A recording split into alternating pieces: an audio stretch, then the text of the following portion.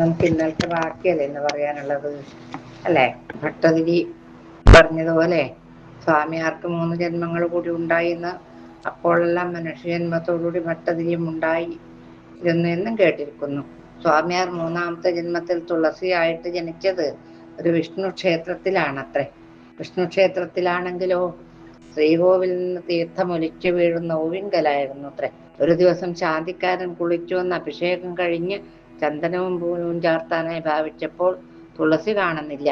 അപ്പൊ അതെവിടെ പോയി, തിരുമുറ്റത്തെങ്ങാനുണ്ടോ എന്ന് നോക്കി. അപ്പോൾ ഓവിങ്കൽ ഏറ്റവും ചെറുതായി തുളസി നിൽക്കുന്നത് കണ്ട് അതിൻ്റെ ഒരു ഇല എടുക്കാനായി ചെന്ന് പറിച്ചപ്പോൾ അത് വേരോടുകൂടി പറഞ്ഞു പോന്നു. അത്രയല്ലേ പറയണ്ടു. അദ്ദേഹത്തിന് അതൊരു പ്രത്യേകത തോന്നിയിട്ടുണ്ടാവില്ല. അത് കണ്ട് മണ്ഡപത്തിൽ ജപിച്ചുകൊണ്ടിരുന്ന ഒരു ബ്രാഹ്മണൻ അത് മുഴുവനും ബിംബത്തിൽ ചാർത്തിയേക്കണം എന്ന് പറയുകയും ശാന്തിക്കാരൻ അപ്രകാരം ചെയ്യുകയും ആ തുളസി ബിംബത്തോടു കൂടി ചേർന്ന് പോവുകയും ചെയ്തു അത്രേ. ആ തുളസിയാണ് ഈ സ്വാമിമാരായിരുന്നെന്നും ജപിച്ചുകൊണ്ടിരുന്ന ബ്രാഹ്മണൻ ഭട്ടതിയായിരുന്നെന്നും പറയേണ്ടതില്ലല്ലോ. അങ്ങനെയാണ്. അപ്പൊ ജന്മാന്തരങ്ങളെ കുറിച്ച് ഭട്ടതിരി പറഞ്ഞത് കേട്ടപ്പോൾ സ്വാമിയാരുടെ മനസ്സിലെ വ്യസനം അധികം അല്പശാന്തമായി. ഭട്ടതിരി യഥാക്രമം ബഹുമാനിച്ചു സ്വഗൃഹത്തിലേക്ക് അയക്കുകയും ചെയ്തു. ആര്? സ്വാമിയാര്. അങ്ങനെ ഇരിക്കുന്ന കാലത്തൊരു ദിവസം അദ്ദേഹത്തിന് ജാതകം തന്നെ സ്വയമേവ ഒന്ന് ഗണിച്ചു നോക്കണമെന്ന് നിശ്ചയിച്ചു. ഗണിച്ചു നോക്കിയപ്പോൾ ഇന്നപ്പോൾ തനിക്ക് ജാതിഭ്രംശം സംഭവിക്കുമെന്നായി കണ്ടു. ഇന്ന സമയത്ത് ഏതോ ഒരു സമയം ജാതകമെല്ലാം എഴുതി കുറ്റം തീർത്തു സൂക്ഷിച്ചു വെച്ചു.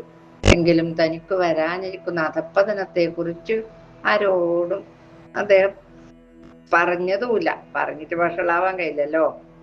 അതിന്റെ ശേഷം കുറഞ്ഞൊരു കാലം കഴിഞ്ഞപ്പോൾ ഏറ്റവും ദരിദ്രനും സമീപസ്ഥനുമായ ഒരു ബ്രാഹ്മണൻ ദാരിദ്ര്യ ദുഃഖം, ഏറ്റവും വലിയ ദുഃഖമല്ലേ ദാരിദ്ര്യ ദുഃഖം, സഹിക്കവയ്യാതെ ആയിട്ട് ഭട്ടതിരിയുടെ അടുക്കൽ വന്ന് ചോദിച്ചു, അവിടുന്ന് പലരോടും പല സംഗതിക്കും പ്രശ്നം പറയുന്നുണ്ടല്ലോ, ഒന്നും തെറ്റൊന്നുമില്ല, അങ്ങ് പറഞ്ഞതൊക്കെ ശരിയാണ്. എന്നാൽ എനിക്ക് ഈ ദാരിദ്ര്യ ദുഃഖം തരുന്ന ഒരു ദിവസമെങ്കിലും ജീവിച്ചിരിക്കാൻ സംഗതി വരുമോ, ഇതിനെക്കുറിച്ചൊന്ന് ചിന്തിച്ച് പറഞ്ഞാൽ കൊള്ളാന്ന് പറഞ്ഞു. ഞാൻ ഇതിലധികം വലയേണ്ടതില്ല. പ്രകാരം ആ ബ്രാഹ്മണന്റെ വാക്ക് കേട്ട് ആർദ്രമാനസനായി ഭവിച്ച ഭട്ടതിരി കുറഞ്ഞൊരു നേരം കണ്ണടച്ചു വിചാരിച്ചു, പ്രാർത്ഥിച്ചു. അതിന്റെ ശേഷം അദ്ദേഹം പറഞ്ഞു, അങ്ങൊട്ടും വ്യസനിക്കേണ്ട കേട്ടോ, അങ്ങയുടെ ദാരിദ്ര്യം അശേഷം തീരുന്നതിനുള്ള കാലം അടുത്തിരിക്കുന്നു. ദാരിദ്ര്യം തീരേണ്ടുന്ന സമയം വന്നു എന്ന് പറയുന്ന. ഞാനൊരു ഉപായം പറഞ്ഞു തരാം, അതുപോലെ പ്രവർത്തിച്ചാൽ മതി. എന്തെന്നാൽ ഈ വരുന്ന ദ്വാദശി നാൾ അർദ്ധരാത്രിയാകുമ്പോൾ തൃശ്ശൂർപേരൂർ വടക്കുംനാഥ ക്ഷേത്രത്തിന്റെ വടക്കേ ഗോപുരത്തിങ്കൽ പോയി നിൽക്കണം. അപ്പോൾ അതിലെ 2 ബ്രാഹ്മണർ വരും. അവരോട് പിന്നാലെ കൂടിക്കൊള്ളണം. എന്ത് പറഞ്ഞാലും ഒഴിച്ചു പോകരുത്. അവർ അങ്ങേ കബളിപ്പിച്ചു പോകാൻ കഴിയുന്നതും ശ്രമിക്കും. എങ്കിലും വിട്ടുപിരിയരുത്. അവരെ പറയുന്നേ വേണം. അവർ പോകുന്നിടത്തേക്ക് അങ്ങയും കൊണ്ടുപോകണമെന്ന് പറഞ്ഞോളണം. ഈ കൗശലം പറഞ്ഞു തന്നത് ആരാണെന്ന് ചോദിച്ചാൽ പറയുകയും വരുത്. അത് പറഞ്ഞു കൊടുത്ത വലിയ ബുദ്ധിമുട്ടാവുന്നെന്ന് പറയുന്നു. പ്രകാരം ചെയ്താൽ അങ്ങയുടെ ഈ ദാരിദ്ര്യ ദുഃഖ അശേഷം തീർന്ന് സുഖമായിരിക്കാൻ സംഗതി വരുമെന്ന് ഇദ്ദേഹം പറഞ്ഞു. ആര് പറഞ്ഞു? ഭട്ടതിരി. ഇങ്ങനെ ഭട്ടതിരി പറഞ്ഞപ്പോൾ ബ്രാഹ്മണന് വളരെ സന്തോഷമുണ്ടായിന്ന് പ്രത്യേകിച്ച് പറയണ്ടല്ലോ. ഭട്ടതിരിയുടെ പ്രശ്നം ഒരിക്കൽ പോലും ആർക്കും തെറ്റാറില്ലാത്തതിനാൽ കാര്യം സഫലമാകുമെന്ന് ബ്രാഹ്മണൻ നല്ലപോലെ വിശ്വസിച്ചു. എന്നാൽ ഇനി പോയി വന്നിട്ട് കണ്ടുകൊള്ളാം എന്ന് പറഞ്ഞ് പോവുകയും ചെയ്തു. പാവം. ഭട്ടതിരി പറഞ്ഞതുപോലെ ദ്വാദശി നാൾ അർദ്ധരാത്രിക്ക് മുമ്പേ ബ്രാഹ്മണൻ തൃശ്ശൂർ വടക്കേ ഗോപുരത്തിലെത്തി.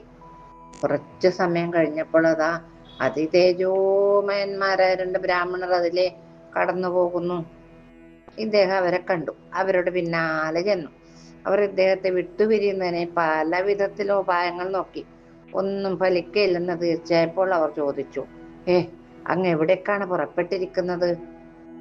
ഞങ്ങളുടെ പിന്നാലെ കൂടിയിരിക്കുന്നതിന്റെ ഉദ്ദേശം എന്താണ് എന്ന് ചോദിച്ചു. അപ്പൊ ബ്രാഹ്മണൻ പറഞ്ഞു, നിങ്ങൾ എങ്ങോട്ടാണ് പോകുന്നത്? അപ്പൊ അവര് പറഞ്ഞു, ഞങ്ങൾ ബദരിയാശ്രമത്തിങ്കിലേക്കാണ് പോകുന്നത്. എന്നാൽ ഞാനും അങ്ങോട്ട് തന്നെയാണ്. എന്നാൽ അത് ഞങ്ങളുടെ കൂടെ വരണമെന്നുണ്ടോ? ഞങ്ങളുടെ കൂടെ തന്നെ വരണം, വേറെ പോയിക്കൂടെ എന്ന് വെച്ചു. ഉണ്ട്, ഞാൻ അങ്ങനെയാണ് നിശ്ചയിച്ചിരിക്കുന്നത്. നിങ്ങൾ കൃപയുണ്ടായി എന്നെ കൂടെ കൊണ്ടുപോകണേ എന്ന് പറഞ്ഞു. അപ്പൊ പറഞ്ഞു, ഞങ്ങളെ ഇപ്പോൾ ഇവിടെ കാണുമെന്ന് അങ്ങോട്ട് പറഞ്ഞു തന്നതാരാണ്? ബ്രാഹ്മണൻ, അത് ഞാൻ പറയുകയില്ല, നിങ്ങൾ അതിനായി എന്നോട് നിർബന്ധിക്കുകയും അരുത്. പ്രകാരം ആ ബ്രാഹ്മണന്റെ വാക്കുകൾ കേട്ടപ്പോൾ മറ്റേ ബ്രാഹ്മണൻ കുറച്ചു നേരം വിചാരിച്ചിട്ട് പറഞ്ഞു, ആട്ടെ, കാര്യമൊക്കെ മനസ്സിലായി ഞങ്ങൾക്ക്, ഇനി പറയണമെന്നില്ല. അങ്ങേക്ക് ഈ കൗശലം ഉപദേശിച്ച് തന്നയാൾക്ക് അധപ്പതനം വന്നു പോട്ടെ. അയ്യോ, നേരിട്ട് കണ്ടുപോയത് കൊണ്ട് ഇനി അങ്ങോയെ ഉപേക്ഷിച്ചു ഞങ്ങൾക്ക് പോകാനും നിവൃത്തിയില്ലല്ലോ, അതിനാൽ കൊണ്ടുപോകാം, കണ്ണടച്ചുകൊണ്ട് ഞങ്ങളെ തൊട്ടോളണം എന്ന് പറഞ്ഞു. ഇങ്ങനെ ബ്രാഹ്മണരുടെ വാക്ക് കേട്ട ഉടനെ ആ ബ്രാഹ്മണൻ അപ്രകാരം ചെയ്തു.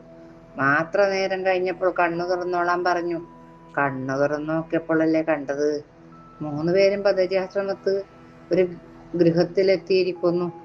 ഉടനെ ആ ദിവ്യന്മാരാ ബ്രാഹ്മണർ പറഞ്ഞു, ഇതാ ഈ ഗൃഹത്തിനകത്ത് ഒരാൾ മരിക്കാറായി ശ്വാസം വലിച്ചുകൊണ്ട് കിടക്കുന്നുണ്ട്. അദ്ദേഹം അങ്ങയുടെ അപ്പനാണ്.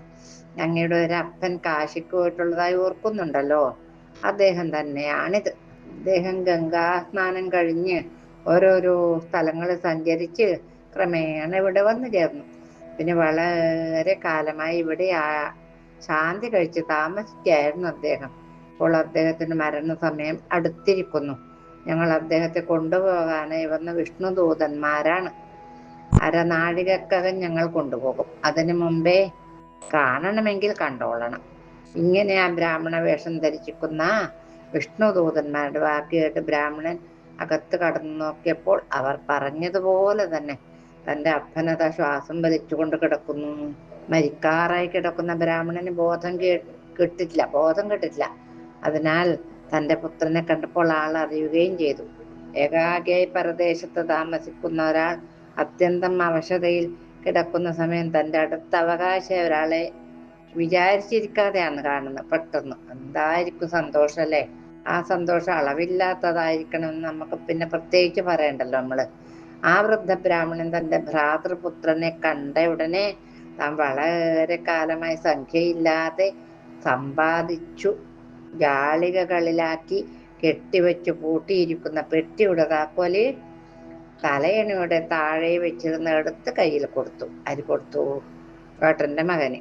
ഉടനെ പ്രാണനും പോയി. അത് കൊടുക്കാൻ വേണ്ടി കാത്തു നിന്നത് പോലെ ബ്രാഹ്മണൻ അപ്പന്റെ സംസ്കാരം മുതലായ യഥാക്രമം കഴിച്ചതിന് ശേഷം തനിക്ക് കിട്ടിയ അപരിമിതമായ ദ്രവ്യവും കൊണ്ട് തന്റെ ഗൃഹത്തിലേക്ക് തന്നെ വന്നു ചേർന്നു. ഉടനെ ഭട്ടതിരിയെ ചെന്ന് കണ്ടു വിവരങ്ങളെല്ലാം പറഞ്ഞു കേൾപ്പിച്ചു. വിഷ്ണുദൂതന്മാർ അധപ്പതനം വന്നു പോകട്ടെ എന്ന് തന്നെ ശപിച്ചുവല്ലോ. അത് കേട്ട സമയത്ത് ഭട്ടതിരി, അത്രേ ഉള്ളോ? അത് ഞാൻ മുമ്പേ തന്നെ നിശ്ചയിച്ചിട്ടുള്ളതാണല്ലോ എന്ന് പറഞ്ഞു. അദ്ദേഹം ജാതകം നോക്കിയിട്ട് കണ്ടുപിടിച്ചിനല്ലോ. താൻ എഴുതി വെച്ചിരുന്ന ജാതകം എടുത്ത് ബ്രാഹ്മണനെ കാണിച്ചു. ബ്രാഹ്മണൻ എല്ലാം കൊണ്ടും ഭട്ടതിരിയെ കുറിച്ച് വിസ്മയിച്ചു. തന്റെ ഗൃഹത്തിൽ വന്നു സുഖമായി വസിച്ചു. തന്റെ അധപ്പതന ദിവസത്തെ പ്രതീക്ഷിച്ചു കൊണ്ട് ഭട്ടതിരിയും ഇരുന്നു. ജാതക ഫലം അനുഭവിക്കാതെ കഴിയുക ഇല്ലെന്ന് നല്ല നിശ്ചയമുണ്ടായിരുന്നെങ്കിലും കഴിയുന്നതും പരീക്ഷിക്കണമെന്ന് വിചാരിച്ച് ഭട്ടതിരി ഒരു ഉപായം നിശ്ചയിച്ചുകൊണ്ട് സ്വദേശം വിട്ടു പാഴൂർ വന്ന് താമസിച്ചു. തനിക്ക് അധപ്പതനം സംഭവിക്കുന്നതിന് യോഗമുള്ളതായ ആ ദിവസം രാവിലെ കുളിച്ചു നിത്യകർമ്മ അനുഷ്ഠാനങ്ങളൊക്കെ കഴിച്ചു, ഭക്ഷണവും കഴിച്ചു. അതിന്റെ ശേഷം ചില സ്നേഹിതന്മാരോടുകൂടി തോണി കളിക്കാനായി പോയി. അന്ന് അഹോരാത്രം തോണിയിൽ തന്നെ കഴിച്ചു കൂട്ടണം എന്നായിരുന്നു ഭട്ടതിരിയുടെ ഉദ്ദേശം. പാഴൂർ പുഴയിലായിരുന്നു വഞ്ചി കളി. പകൽ മുഴുവൻ അങ്ങനെ പുഴയിൽ തന്നെ കഴിച്ചുകൂട്ടി. സന്ധ്യാസമയമായപ്പോൾ കരക്കടുത്തു കുളിച്ചു സന്ധ്യാവന്ദനാദി കഴിച്ചു വീണ്ടും എല്ലാവരും കൂടി വഞ്ചിയിൽ കയറി കളി തുടങ്ങി. രാത്രി നല്ല നിലാവുള്ള കാലമായിരുന്നതിനാൽ തൽക്കാലം ഒരു വിഷമതയും ഉണ്ടായിരുന്നില്ല. നേരം പാതിര കഴിഞ്ഞു. ആ വിധമൊക്കെ ഒന്ന് മാറി. അകസ്മാൽ അതികഠിനമായി മഴക്കാറും കാറ്റും തുടങ്ങി. ആ പ്രകൃതി അങ്ങ് മാറി.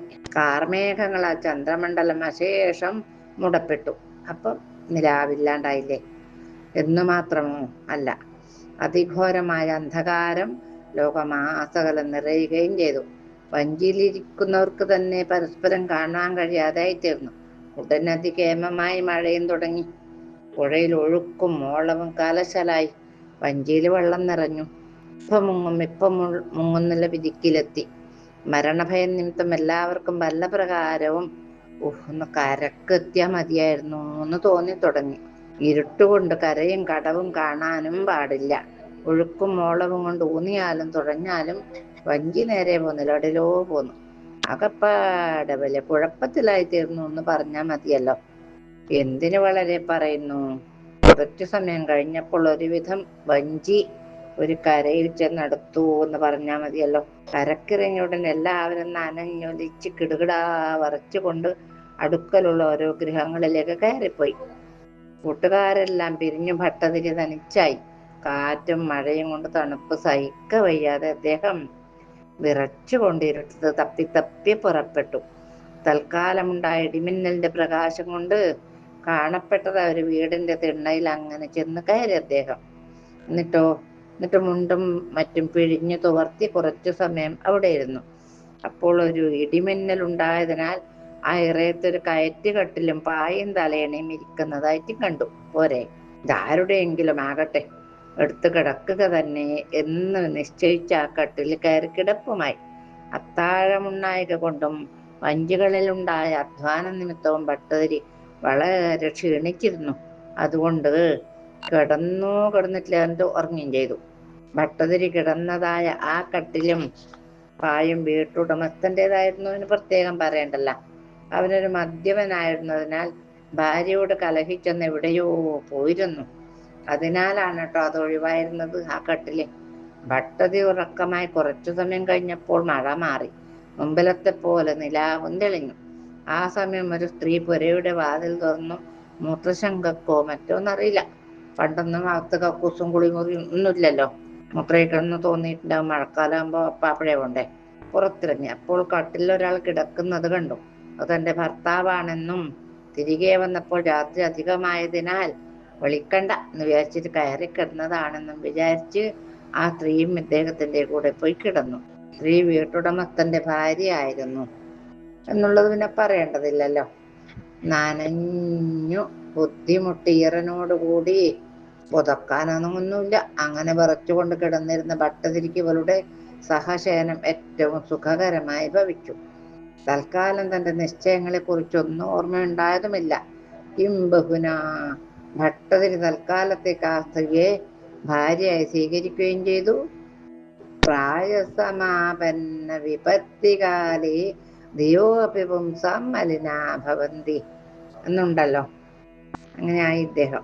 സുഖാനുഭവങ്ങളെല്ലാം കഴിഞ്ഞതിന്റെ ശേഷം ഭട്ടതിരി നക്ഷത്രം നോക്കി സമയം മറിഞ്ഞിട്ട് ആ സ്ത്രീയോട്, നീ ആരാണ്, നിന്റെ ജാതി എന്താണ് എന്നൊക്കെ ചോദിച്ചു. പണ്ട് ജാതി ചോദിക്ക, ഇന്നലെ ചോദിച്ചുകൂടായിക.